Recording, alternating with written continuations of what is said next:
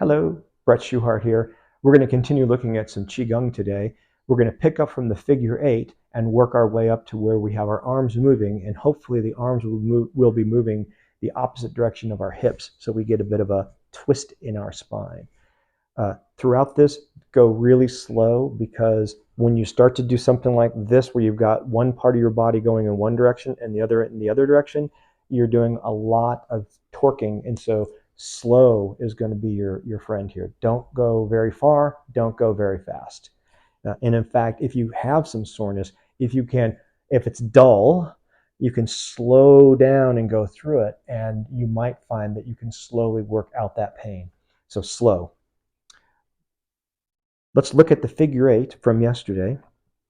So the figure 8, my weight is going around the outside of my foot to the heel, now diagonally.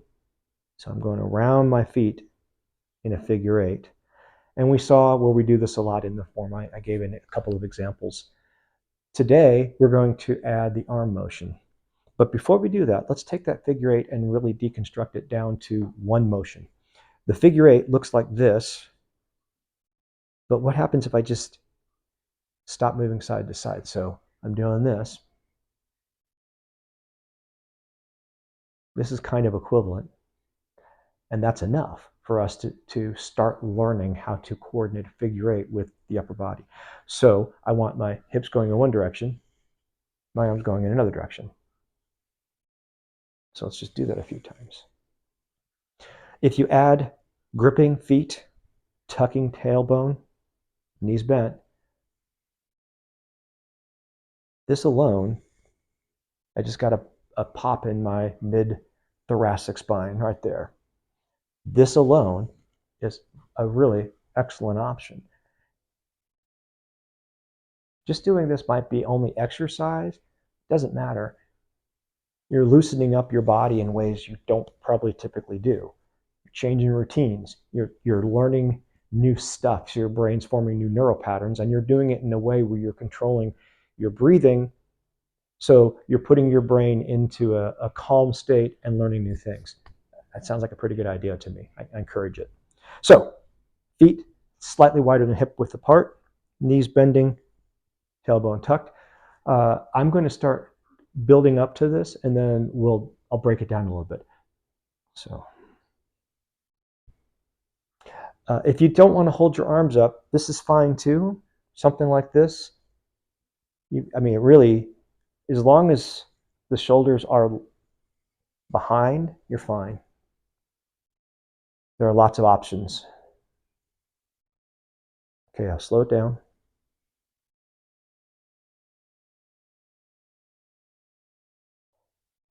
So right here, my weight is on the right side back heel. So my weight's down here. My arms are coming around. As my arms get to about here, my weight gets to about here.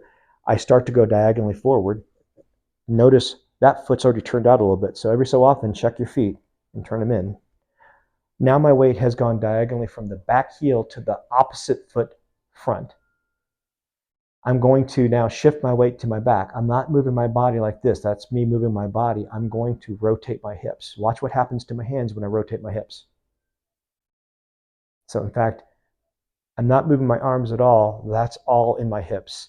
Right there, if I go much further than that, I'm going to pull my left foot, a pulling muscle in my left foot. Just reminder that your body's connected top to bottom.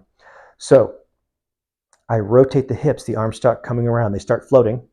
My weight is now almost on my back heel. About somewhere from here to there, my weight gets on my back heel. So my weight's back heel. I'm going to now move diagonally from the back heel to the opposite foot as the arms continue moving opposite the direction of my hips. Then I'm going to use my hips to start rotating things. I slide back as I rotate. About here, feels like my weight's as far back as it needs to go. Tuck that tailbone, slide that hip forward, hands go after. So now I'm going to do that without all the talking.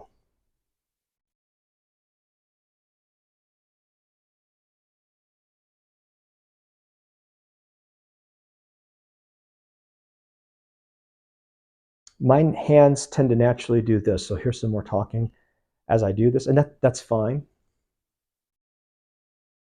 Play with it. See how it works for you.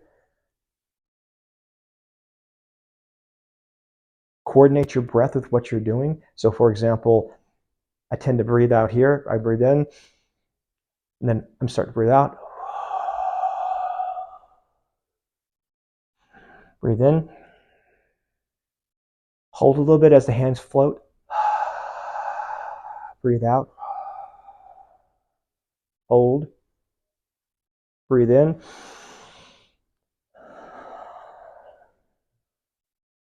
Now, that's fairly fast. So either I can slow down my movement or my breath to get, say, maybe one breath for half, or maybe one breath for the whole thing.